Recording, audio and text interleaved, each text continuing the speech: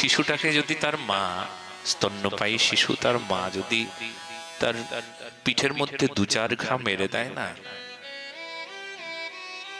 কেন মারছে বলে শিশুটি খুব কাঁদছে তাই 2-4 ঘা মারলো মা, শিশুর কি কান্না বন্ধ হবে? মা কাঁদছে দেখে, মা দেখছে শিশু কাঁদছে, এটা দেখে যদি শিশুর পিঠে 2-4 ঘা মেরে দিয়ে বলে তুই বড্ড কাঁদছিস, কান্না বন্ধ কর, চুপ কর, চুপ কর, কান্না বন্ধ হবে? আরো বেশি বেশি করে কাঁদবে, বলে এত কষ্ট কেন পাচ্ছি গো, ব্যাপারটা কি? সে তো কিছু বুঝবে না। কেউ তার সামনে চেঁচিয়ে উঠলে কেঁদে ওঠে। চাইল্ড সাইকোলজি তাই বলে।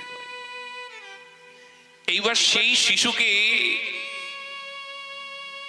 যদি কান্না বন্ধ করতে চাও, তবে সে কান্না কখনো বন্ধ হবে না তার গায়ে 2-4 ঘা মেরে দিলে। তবে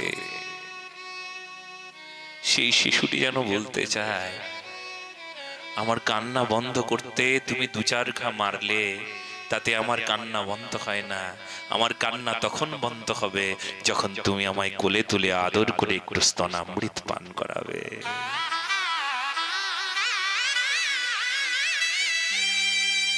হ্যাঁ, আমার ভক্তগণের সঙ্গে ঠিক এই সম্পর্ক জানো।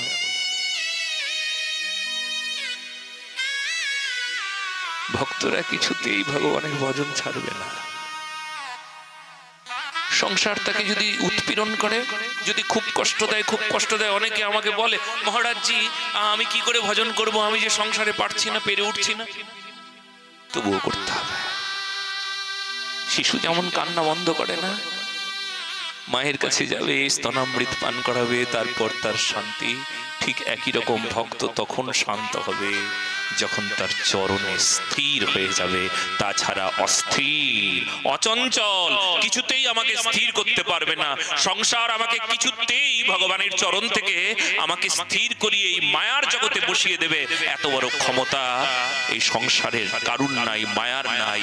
যদি কারুর দৃঢ় প্রতিজ্ঞা থাকে যে আমি ভগবানের চরণ ছাড়া কিছুতেই নড়ব না, আমাকে চরণ ছাড়া কিছুতেই কেউ করতে পারবে না।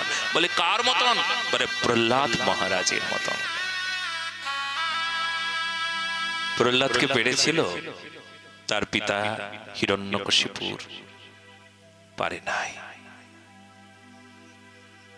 কত চেষ্টা করেছিল, এই হরির নাম ছাড়, ভগবানের ভক্তি ছেড়ে দে, আমি ভগবান, কিন্তু কিছুতেই ভক্তিকে ছাড়াতে পারে নাই। নিষ্ঠা। এই জন্য কেউ যদি প্রতিজ্ঞা করে আসো আমাদের ধর্মে, তবে তোমাদের কল্যাণ হবে। আর কারুর যদি প্রতিজ্ঞা না থাকে, তার কল্যাণ নাই।